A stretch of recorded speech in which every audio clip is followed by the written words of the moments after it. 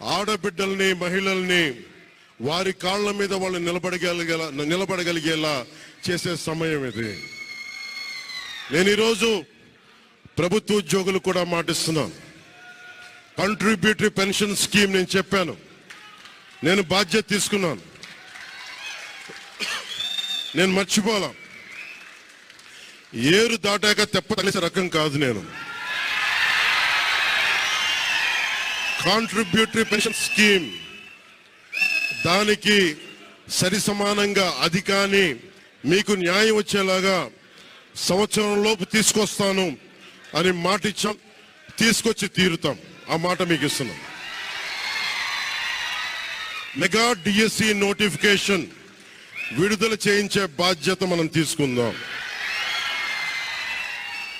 యువత విలవిల్లాడిపోతా ఉన్నారు, యువత నలిగిపోతా ఉన్నారు.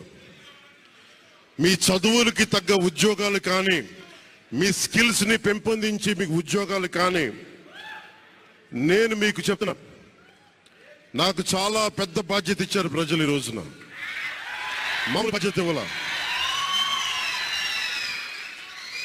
గెలిచింది, పోటీ చేసింది 21, 2 పార్లమెంట్లు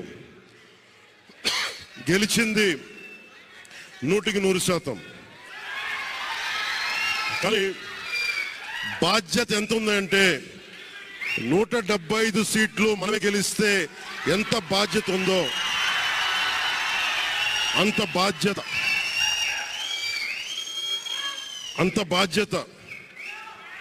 బాధ్యతతో మేము పనిచేస్తాం. యువత నలిగిపోయారు, నేను మర్చిపోలేదు.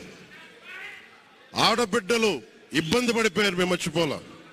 సగటు మధ్యతరగతి మనుషులు నలిగిపోయారు, రోడ్లు వెయ్యేలా గుంతలు వేశారు, అరాచకం చేశారు. అవన్నీ శాంతి భద్రతలు చాలా చాలా బలంగా ఉంటాయి, మీకు నేను మాటిస్తున్నాను. అతి తక్కువ వ్యవస్థల్లో రాజకీయ ప్రమేయం చాలా తక్కువ ఉండేలాగా, అధికారుల్ని వారి పని చేసుకునేలాగా ఈ ప్రభుత్వం ఉంటుంది, కూటమి ప్రభుత్వం ఉంటుంది. రైతుకి కష్టం వస్తే హక్కును చేర్చుకునే ప్రభుత్వం తప్ప తిరస్కారంగా చిన్నచూపు చేసే ప్రభుత్వం అవ్వదు మనకి ఈ కూటమి ప్రభుత్వం.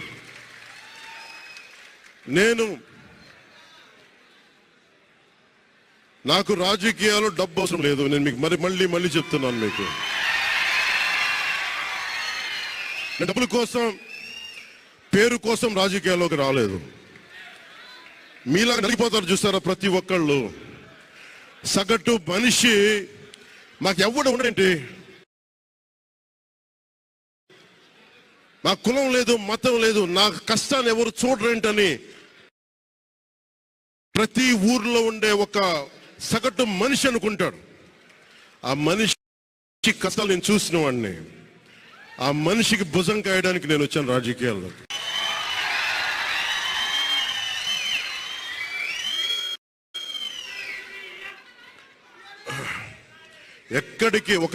ఎక్కడికి ఓడిపోయాను 2019లో